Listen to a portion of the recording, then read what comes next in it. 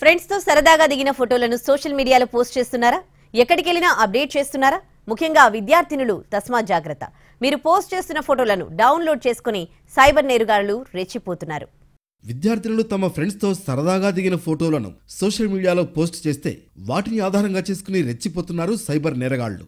విశాఖలో స్కూల్ స్థాయి విద్యార్థినులు టార్గెట్గా సైబర్ సైతాన్ల బ్లాక్మెయిల్ భాగోతం బయటపడింది. ఓ పాఠశాలకు చెందిన 6 విద్యార్థినులు అదృశ్యమయ్యారు. అదృశ్యమైన 6 బాలికలను 24 గంటల్లో గుర్తించారు పోలీసులు. వారిని సురక్షితంగా తల్లిదండ్రులకు అప్పగించారు.